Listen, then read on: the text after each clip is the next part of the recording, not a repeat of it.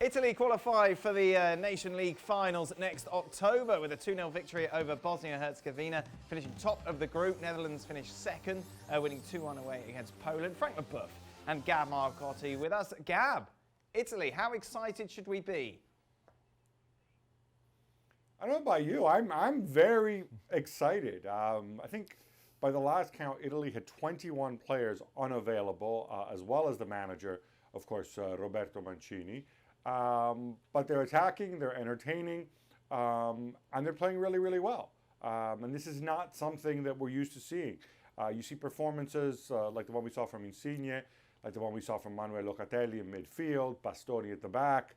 All of a sudden, Italy wakes up saying, all right, maybe we don't have that many superstars, although maybe Barella is one in the making, but we have actually a lot of depth in midfield and more depth than we thought at the back. And you know, if we just get somebody who can score regularly at international level, we'll be just fine. Can they win in the summer, Gab? It's a final. Are you talking in the summer at the Euros, or are you talking the Nations League? Nations Forgive League, me like for not giving Nations League enough space. I'm going to talk about the Euros. Okay.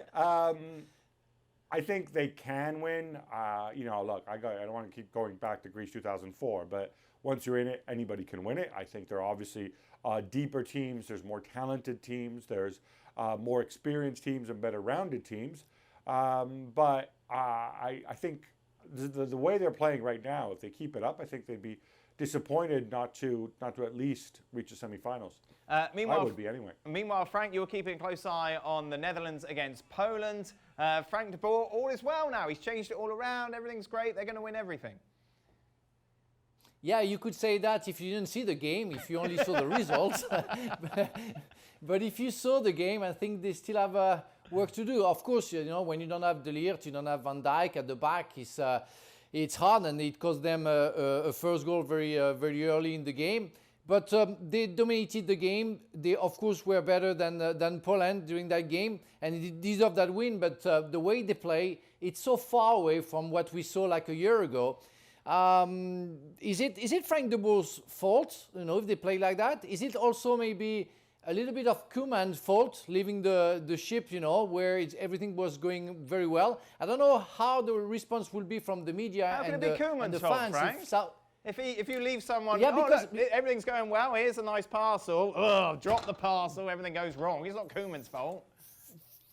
For one reason, you're going to answer to me how the media and the fans and the player will react if Southgate suddenly will decide to go to just the club that he thinks is better than the national team. What will be the reaction of medias and fans and clubs and players, in France, if Deschamps suddenly today say, oh, you know what?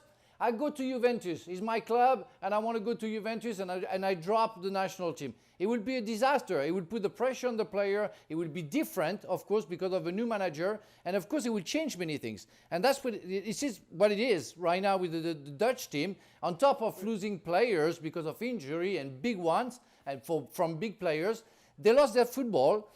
And if they do well in the midfield with fantastic Wijnaldum and De Jong, forwards are not at the top, and they miss so many chances. They play selfishly, let's say. Something is missing from what we saw a year ago, where we could could say that the Dutch could be the contenders. We're too far away now. We're too far away, and it's just normal that Italy goes to the Final Four and the Netherlands finish second. Gab?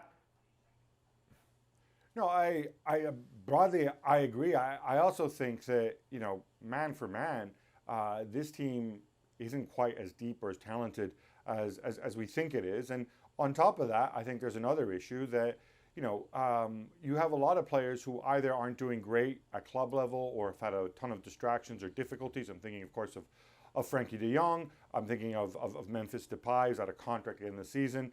Wijnaldum, of course, is another one who's out of contract in the season. Now, he's doing fine at club level, but he's also feels like he's played every minute of every game. I don't know, you know, he can only run himself into the ground so much.